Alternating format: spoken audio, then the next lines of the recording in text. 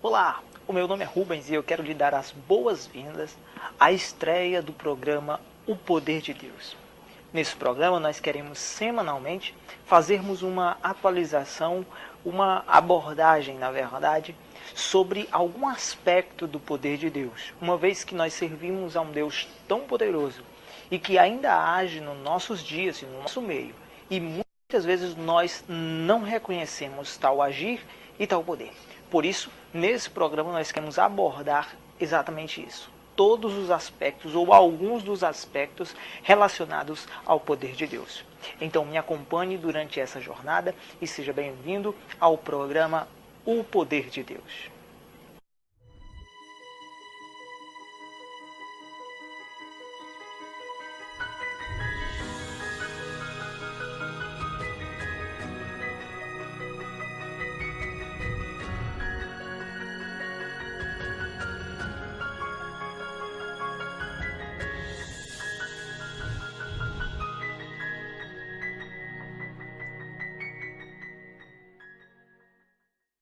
No programa de hoje nós vamos falar sobre o tema cura e vamos relatar o que a Bíblia fala a respeito de doenças e de curas. Eu peço que você fique atento, eu peço que você dê atenção e que de alguma forma isso venha servir para somar ao seu conhecimento espiritual e ao seu conhecimento a respeito de Deus. Todos os dias nós vemos pessoas adoecendo de diversas enfermidades, inclusive pessoas que servem a Deus, inclusive pessoas que são cristãos. Nós reconhecemos que Deus tem o poder de fazer algo por essas vidas, de fazer algo nessas vidas. E aí a gente se pergunta, então Deus pode agir nos nossos dias, realizando curas e milagres, uma vez que é incontestável que Ele realizou curas e milagres no passado. Então, seria possível ele realizar o mesmo nos dias de hoje? Teria ele mudado a sua forma de agir? Ou tem algum preceito ou algum critério na realização de cada um desses milagres? Na verdade, eu venho de uma família envolvida em milagres desde a minha infância. Eu contemplei milagres, eu contemplei testemunhos. Eu cresci nesse meio. Eu mesmo passei por uma situação parecida. Uma vez que tive um problema nos meus pés, na verdade, é uma alergia que gerava feridas que causavam muita dor, desconforto e até fediam. E eu me lembro que eu era bem criança naquela época. E eu olhei para meu pai e disse que eu não iria para o hospital, que Deus iria fazer o milagre. E de fato aconteceu. Nós batemos uma foto. Em menos de 15 dias depois, o meu pé estava limpo, perfeito, sem nenhum tipo de ferimento. Então, eu gozei experiências de milagres. Eu cresci numa família, eu cresci numa igreja, eu cresci num ambiente onde nós contemplávamos milagres. Só que com o tempo, e vendo muitas pessoas passarem por problemas, é normal e é comum se perguntarmos o porquê que essas pessoas não são curadas. Por que pessoas são atingidas por enfermidades? Por que enfermidades existem e por que elas atingem seres humanos?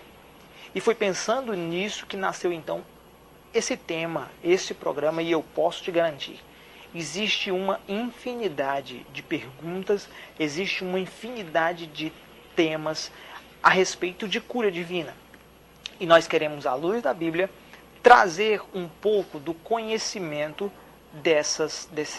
do que a Bíblia fala a respeito de milagres, do que a Bíblia fala a respeito de curas. Agora, eu preciso que você entenda que é incrível. Enfermidade é algo comum, doença é algo comum nos nossos dias. Todos nós passaremos por algum momento em que adoeceremos, iremos sofrer de doenças. Agora, ela é comum, até que é grave. Porque a gente sente dor de cabeça, a gente sente gripe, a gente adoece com coisas simples, mas somente quando se torna ou quando é uma doença grave é que nós realmente entendemos a nossa fragilidade. É quando realmente nós entendemos a nossa humanidade. É aí que nós entendemos que Deus pode tudo e que nós temos o nosso limite. É quando nós atingimos o nosso limite.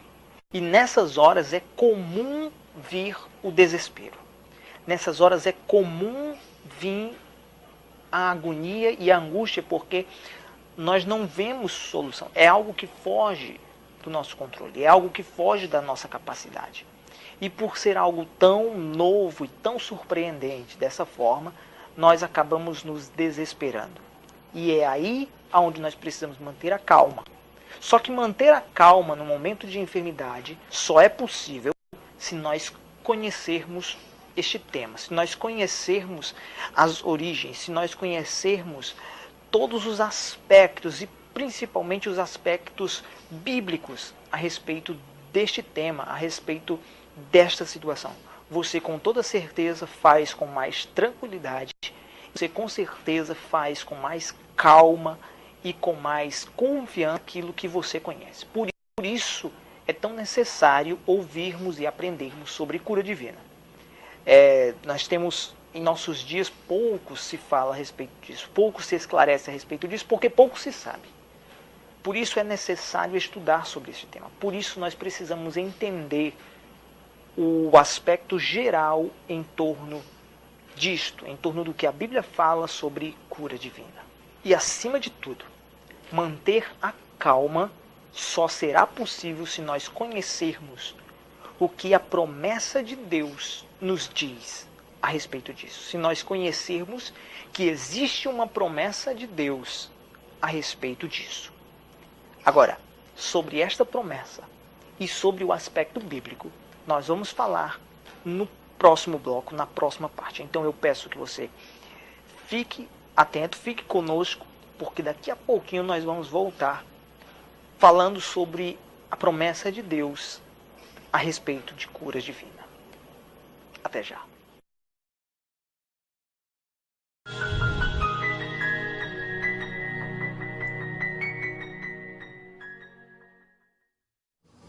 Olá!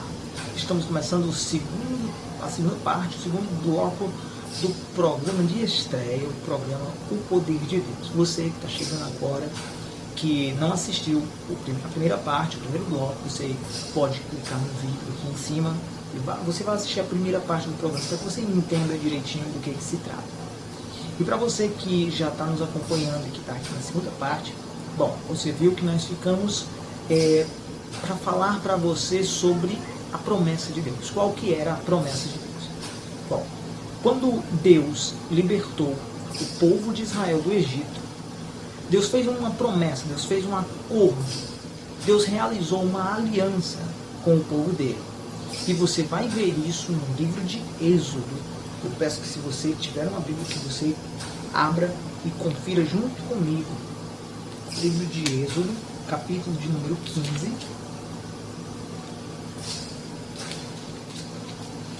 Livro de Êxodo, capítulo número 15, versículo de número 26, está escrito assim: E disse ele: Se ouvires atentamente a voz do Senhor, o teu Deus, e fizeres o que é reto diante dos seus olhos, e inclinares os teus ouvidos aos seus mandamentos, guardares todos os seus estatutos, nenhuma das enfermidades virá sobre ti, daquelas que eu enviei sobre o Egito, porque eu sou o Senhor que te sara. Deus estava fazendo um acordo com o povo de Israel. Deus estava dizendo para eles que, se eles obedecessem a Deus, se eles ouvissem a Deus em tudo, se eles dessem a Deus o crédito que lhe é devido, nenhuma das enfermidades, nenhuma das pragas, nenhuma das consequências que foram enviadas ao Egito seria enviado para eles, porque eu sou o Senhor que te sara. Nós precisamos entender que Deus, quando Deus dá um nome, quando Deus dá um título para Ele mesmo, Deus está querendo revelar para o homem algo da sua personalidade, algo de quem Ele é. E nós precisamos entender que quanto mais nós conhecemos de Deus, mais fé nós temos. E fé é o agente número 1. É o agente mais importante para nós movermos o sobrenatural de qualquer forma que seja através de uma cura, seja através de um milagre, seja através de um batismo com o Espírito Santo, seja através de uma santidade, de uma vida santa, qualquer forma que você queira ou qualquer movimento que você queira fazer no mundo espiritual só será possível por meio da fé. É por isso que a palavra nos revela que sem fé é impossível agradar a Deus. Quando Deus dá um título, Ele está se deixando conhecer a sua personalidade. E quanto mais você conhece a Deus, maior é a sua fé. Porque a Bíblia diz que a fé vem por ouvir e ouvir a palavra de Deus. Quanto mais você ouvir a palavra de Deus, mais você o conhece. Quanto mais você o conhece, maior será a sua fé. Por isso Abraão é tido como pai da fé. Porque era um homem que muito conhecia ou que tanto conhecia a Deus. Amigo de Deus. E quando Deus dá um título, quando Deus diz, eu sou o Senhor que te sara, Ele está se comprometendo com o povo de Israel. Ele está fazendo uma aliança com o povo de Israel e dizendo, eu serei para vós o Deus que te sara. Havia um comprometimento, havia uma promessa. E nós entendemos que Deus, em seus estatutos, em sua personalidade, em sua forma de ser, em sua forma de ver, em sua forma de demonstrar para o povo, Deus não muda. Deus é imutável. Portanto, Ele continua sendo o Senhor que te sara. Agora, mesmo nós entendemos e aceitando essa palavra, nós ainda temos um dilema, porque existem enfermidades, porque pessoas ficam enfermas, porque pessoas morrem vítimas de enfermidades. Por isso, eu quero lhe mostrar, nesta segunda parte, neste segundo bloco, o que a Bíblia diz, o que doenças são na Bíblia Sagrada. O que é doenças? E eu quero lhe mostrar alguns aspectos, algumas declarações bíblicas, algumas formas de como a Bíblia trata enfermidade. Porque queira ou não queira, tudo tem um motivo, tudo tem um propósito. Por isso nós queremos fazer aqui essa análise de forma rápida sobre o que é enfermidade na Bíblia. Agora, nós precisamos entender uma coisa também, antes de falarmos sobre o que é enfermidade na Bíblia. Você precisa entender que há uma distinção entre doenças e enfermidades. E nós precisamos entender isso, porque enfermidades, elas são de origem espiritual, muitas vezes por meio de uma influência maligna, muitas vezes por meio de algo de parte maligna, de procedência maligna.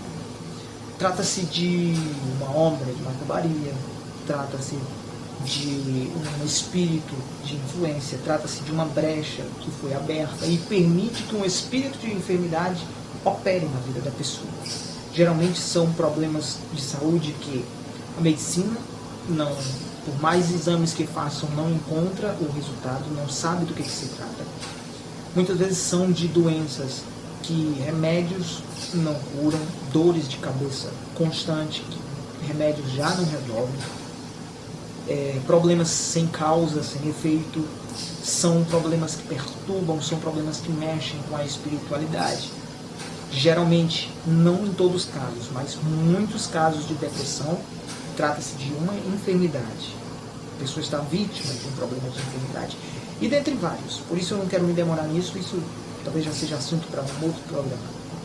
Mas em especial eu quero lhe mostrar o que é doenças na Bíblia. Doença na Bíblia serve para nos aproximar de Deus. Eu acredito que você deve conhecer a história de Ezequias, um rei que estava reinando em Israel em uma determinada época.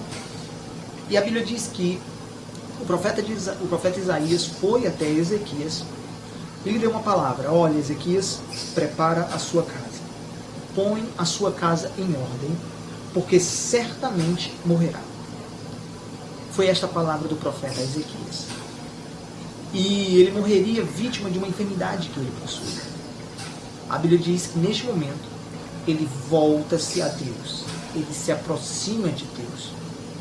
Eu quero que você entenda que, em primeiro lugar, enfermidade serve para isto, para nos aproximarmos de Deus, para nos revelarmos a existência de Deus. Porque, como já foi dito aqui, enfermidades nos mostram o quanto nós somos humanos.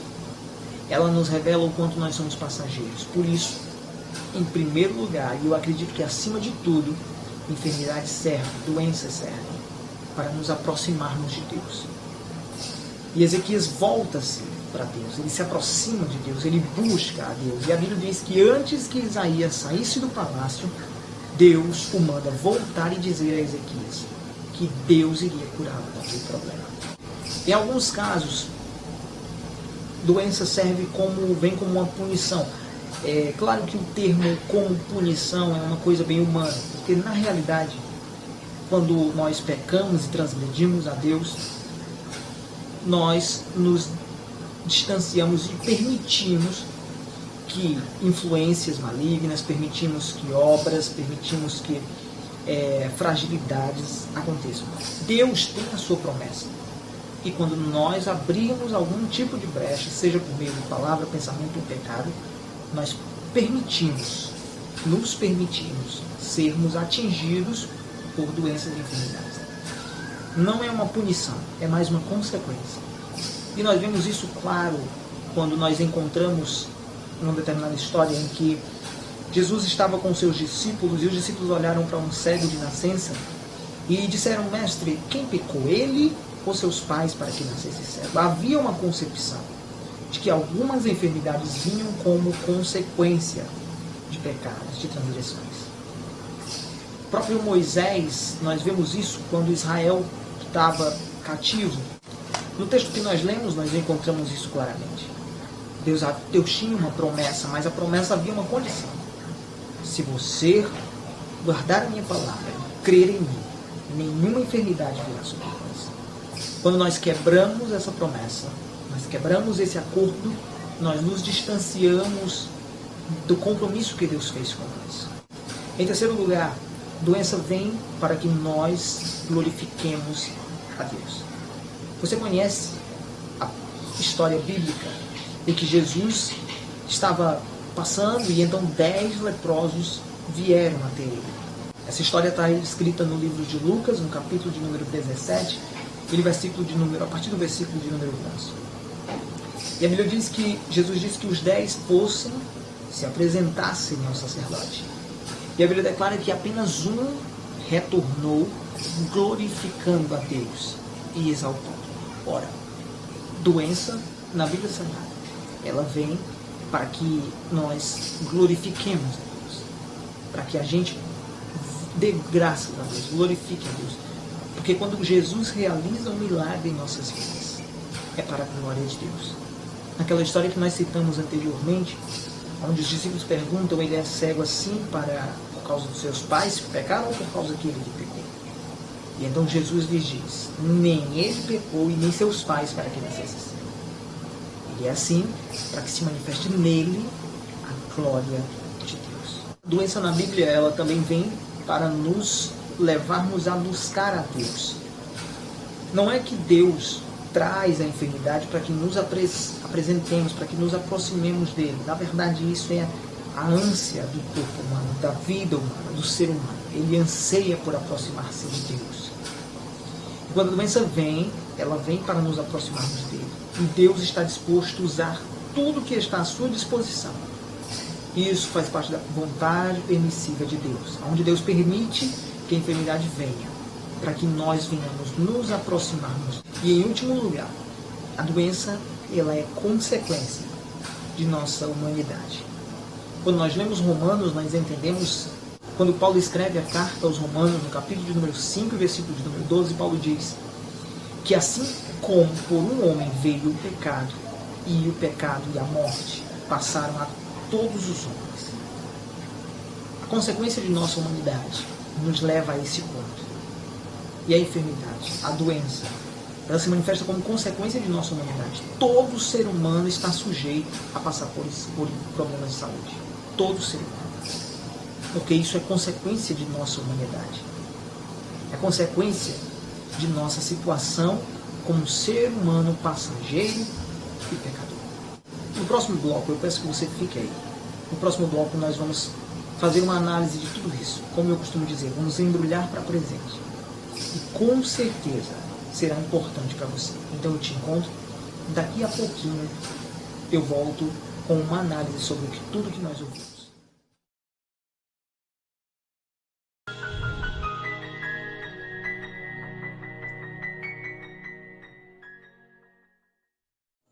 Seja muito bem-vindo ao terceiro e último bloco do programa O Poder de Deus, programa de estreia.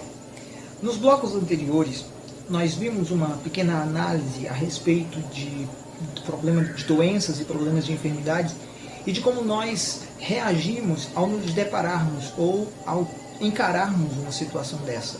No segundo bloco, nós vimos um pouquinho de como a Bíblia lida, de como a Bíblia trata essa questão, de como a Bíblia dá o seu parecer quanto aos problemas de doenças e enfermidade. E nesse bloco, nós vamos ver agora como que a questão de enfermidades e doenças se relaciona com o próprio Deus.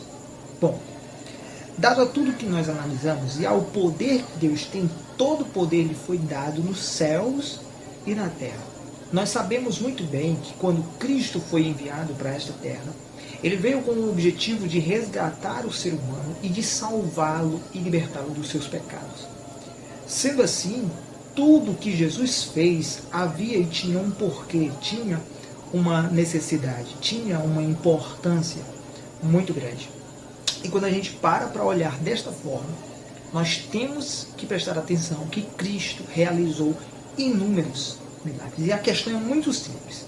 O porquê que Jesus Cristo realizava milagres, se ele veio para salvar o homem, para apontar para o homem o céu? Bom, você pode lançar vários pensamentos e várias questões e respostas a respeito disso. Por que Jesus fazia milagres? Por que Jesus Cristo deu início ao seu ministério realizando milagres, que foi a transformação de água em vinho? E você pode questionar e dizer que talvez tenha sido para atrair pessoas. No entanto, Jesus censura pessoas que estavam indo ouvir a sua palavra, que estavam indo atrás de seus sermões apenas por milagres.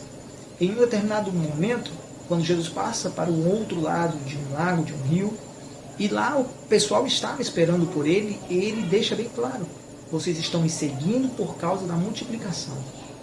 Bom, então Jesus não estava preocupado que as pessoas fossem atrás dele, ou que as pessoas estivessem perto dele por causa de seus milagres. Jesus não queria atrair as pessoas por causa de milagres.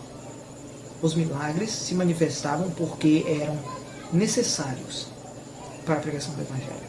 Não é à toa que Isaías diz que ele, o Messias, levaria sobre si nossas dores e enfermidades.